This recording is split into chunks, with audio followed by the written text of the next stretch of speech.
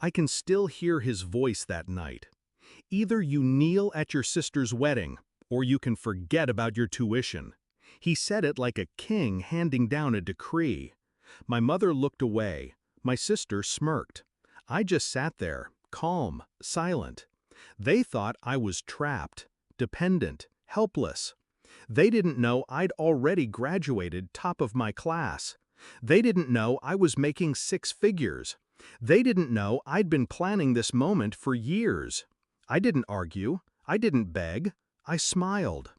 Growing up, my sister was their sun. Golden hair, golden grades, golden future. Every conversation was about her recitals, her trophies, her beauty. I was the shadow, the difficult one, too quiet, too stubborn, too different. When she wanted ballet shoes, they drove across state lines. When I wanted books, they said, use the library.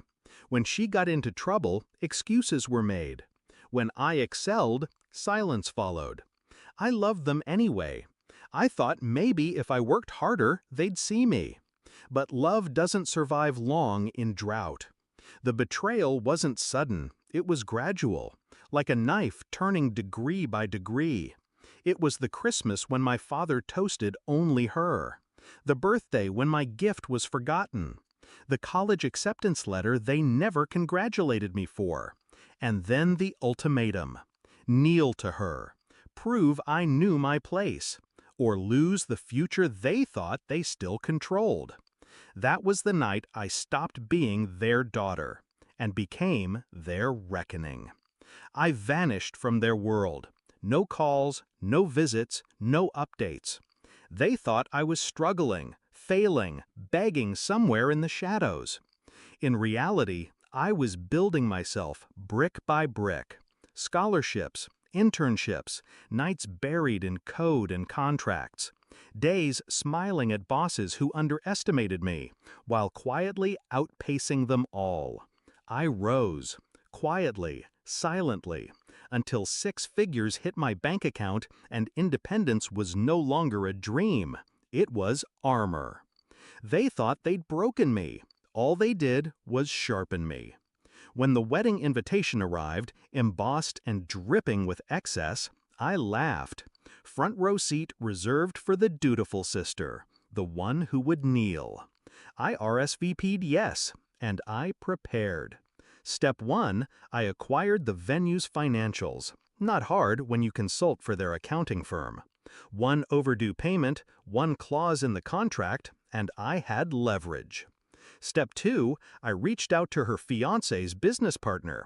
It didn't take much to make him talk. Turns out, the groom had been siphoning money from their company to fund this extravagant, perfect day. Step 3, I secured the microphone.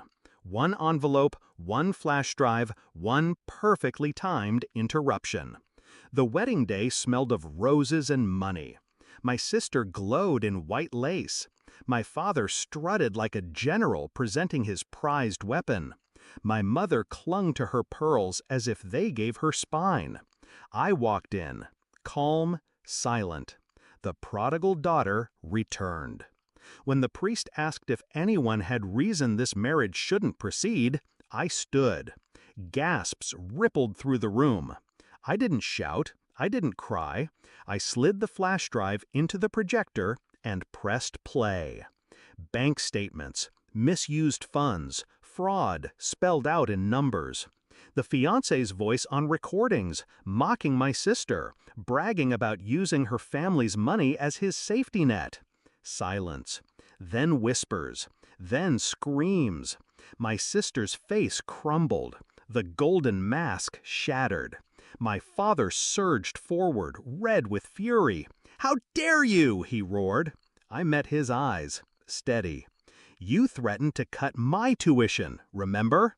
I graduated without your help. I built everything without you. And today, I took back my name." He froze. For once, he had no decree to give. The room wasn't looking at him anymore. They were looking at me. The groom stormed out under a rain of curses. Vendors whispered about breach of contract. Guests fled with scandal on their tongues. The perfect day collapsed, brick by brick, until all that remained was ruin, and me, standing in the center of it.